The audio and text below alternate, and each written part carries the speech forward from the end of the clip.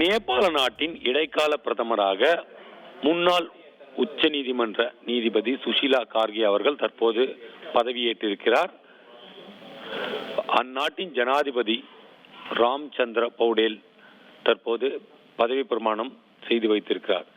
முக்கியமான விஷயம் என்னன்னு பார்த்தீங்கன்னா, கடந்த 2 நாட்களாக யார் இடைக்கால பிரதமராக இருப்பார் அப்படின்ற கேள்வியெல்லாம் இருந்தது. இந்த நிலையில பெரும்பாலானவர்கள், குறிப்பா ஜென்சி, இந்த போராட்டத்தை, அதாவது நேபாளத்தில் வெடித்த வன்முறைக்கும் போராட்டத்துக்கும் காரணமே ஹமி நேபாள் அமைப்புடைய ஜென்சி தலைமுறையினர் தான்.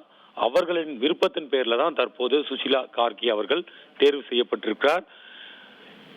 நேபாள் நாட்டின் முதல் பெண் பிரதமராகவும் சுஷிலா கார்கே அவர்கள் இருக்கிறார் என்பதுதான் இங்க பிரதானமான விஷயம். அது மட்டுமல்ல, அவர் உச்ச நீதிமன்ற தலைமை நீதிபதியாகவும் இருந்தவர். அதுலயும் முதல் பெண் தலைமை நீதிபதி என்ற பெருமையும் அவருக்கு இருந்துச்சு. அது மட்டும் இல்ல, 73 வயதான சுஷிலா கார்கே அவர்களை இளம் தலைமுறையினர் தேர்ந்தெடுத்திருக்காங்க. இதன் பின்னணி என்ன அப்படின்னு பாத்தீங்கன்னா, பாலின சமத்துவம், மனித உரிமைகள் உள்ளிட்ட பல்வேறு விஷயங்கள்ல அவர் நடுநிலையான கருத்தை வெளிப்படுத்தி இருக்கிறார். அதே போல மனித உரிமைகளுக்காக பல முறை குரல் கொடுத்திருக்கிறார். உச்ச நீதிமன்றத்துல அவர் தலைமை நீதிபதியாக இருந்தபோது பல்வேறு தனித்துவமான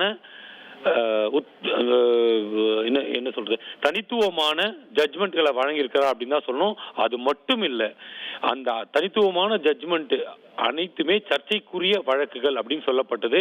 அதுல அவர் மிகப்பெரிய பெயர் பெற்றவர், நாட்டு நலனில் மிகுந்த அக்கறை கொண்டவர். இந்த விஷயங்கள்லாம் கருத்துல வச்சுதான் ஜென்சி அமைப்பினர் அவரை பரிந்துரைச்சாங்க. ஆன்லைன் வாக்கெடுப்பு கூட நடத்தப்பட்டதா சொல்லப்பட்டது. அதுல 3832 வாக்குகள் ஜென்சி தலைமுறையினர் அவருக்கு அளிச்சிருந்தாங்க.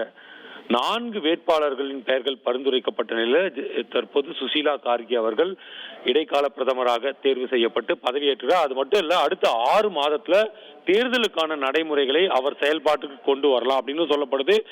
தற்போது இடைக்கால பிரதமராக பொறுப்பேற்றிருக்கும் அவர் நாட்டில், அதாவது நேபாள நாட்டில் எமர்ஜென்சியை அறிவிக்கலாம் அப்படின்ற ஒரு தகவல்கள் கூட வந்து கொண்டிருக்கிறது. இதை அனைத்துமே முக்கியமான விஷயம். மொத்தத்தில் சொல்லணும்னா, நேபாள் நாட்டில் கடந்த 4 நாட்களாக இருந்து வந்த பிரச்சனை தீர்வுக்கு வந்திருக்கிறது. 2 நாட்களாக யார் பிரதமர் என்ற நிலைப்பாடு இருந்து வந்த நிலையில் சுஷிலா கார்கே அவர்கள் தற்போது இடைக்கால பிரதமராக பொறுப்பேற்றிருக்கிறார்.